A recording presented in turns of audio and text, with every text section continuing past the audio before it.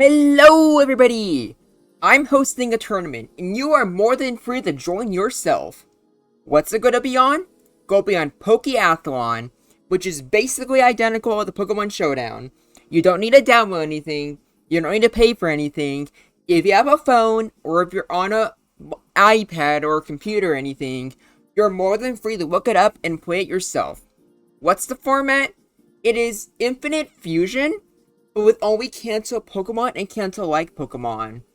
Still don't know what the format's about? That's alright. We have a doc that gives all the information you need. All of the rules, all the legal Pokemon, illegal stuff, and even some handy type charts, as well as a link that's full of list of expert moves. This was made by Zastri, so be sure to thank her. Don't know what to sign? We have a form. It will be both in the description of this video and in the comments pinned. It's pretty short, straight to the point. You just gotta answer a few things. Technically only 2 questions. 2 of these are only optional. So yeah, that's pretty much all you need.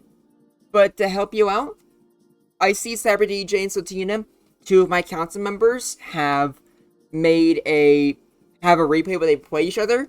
I haven't seen this, so we will react to it together.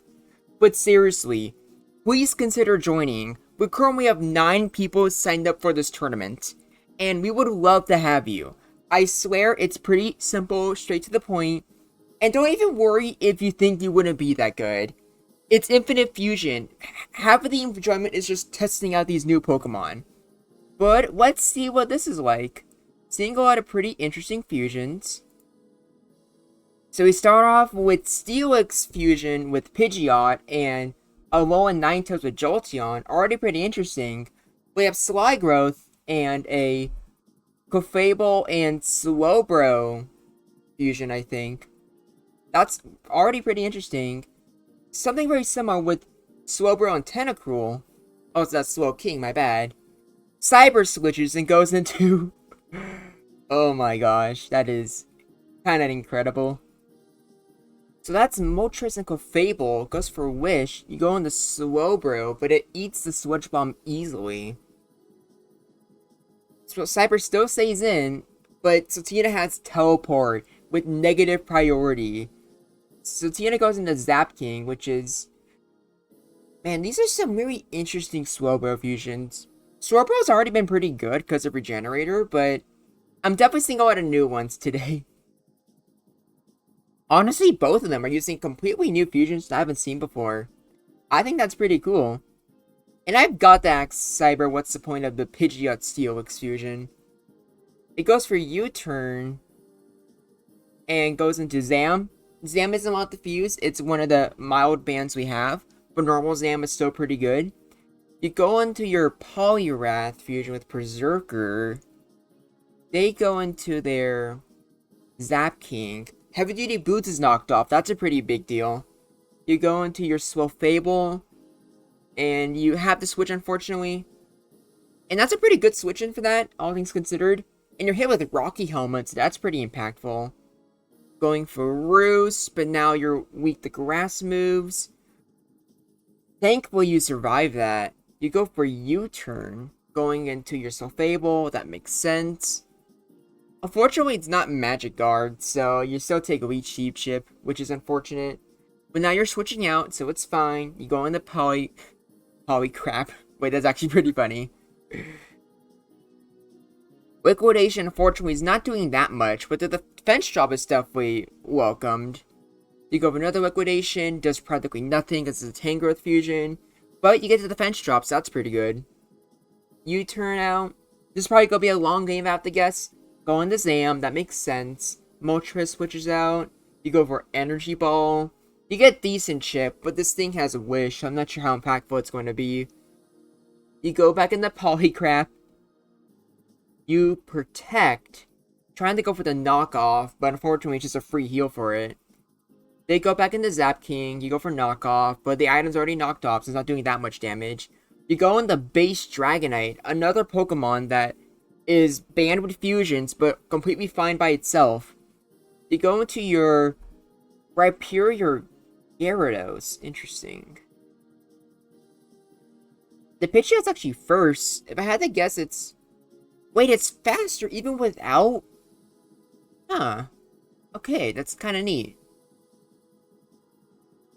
Was it speed time or something? I don't know. Either way, this is so anyone's game, but Zapking setting up is definitely really scary. Shame you don't have Roar or anything. And interesting this team switched out. I wonder what they were suspecting there. You get hit with the Scald, and you do get burned, which is unfortunate. This Pidgeotherant... Oh, it's supposed to be Landers. Okay, I get it now. Sorry that I'm slow. That's right, though. Starmie and Gengar, that's actually just kind of peak. Here we go. Back in this little Fable. Also, I really hope this is... I hope you find this interesting and you're not, like, being deterred by this. So... I would say most of the games are about as long as Gen 9 OU. Because it is Gen 9 OU mechanics, so take that as you will. That U-turn, thankfully, gets some good chip on the... what's it called again? Zapking? That's Regenerator, so don't know how much it's helping. So the Slowcrow goes for Rapid Spin. And U-turn out. This is getting pretty scary. Go into Zam. You switch into Poliwrath, predicting a switch. Oh, but you predict the Scald. Oh, that's awesome. That's really, really awesome. And you managed to knock off the Boots, which is also pretty handy. Go into Dragonite. And, by the way, it might look pretty bad here, but I'm going to assure you that putting Regenerator on most of your Pokemon is not the strat. It's really good, but there are definitely good teams you can have without it. And I have definitely seen some... And I've made some teams that can easily break through, you know, Regenerator like that. It's not unwinnable.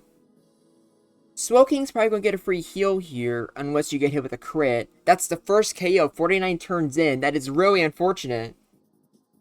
You go into your Gengar fusion. Yeah, Flip Turn, which is actually pretty handy. But unfortunately, Rocks kills you. So already, Cyber's team's starting to break down. And there's not much you can really do. Moltres is then a Wish Lock, but how much is that really going to help you? You go into... That is like the worst thing for that Dragonite to deal with right now. That is unfortunate. Thankfully, this Poliwrath might be able to break through sometime later, but now it's going pretty hard.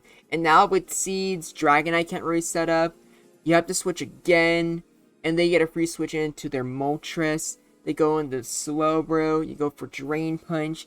You heal a bit, but it's not really a lot. Not helping you a lot, so Cyber forfeits. Honestly, it's still a pretty good game. And this is between two, like, high-level players in the server. So that's why, like, you know, there was a lot of killing and stuff like that going on. It's not... Contrary to the popular belief, Infinite Fusion, especially the format that we're doing, it's not a lot of stall, and it's not a lot of hyper offense.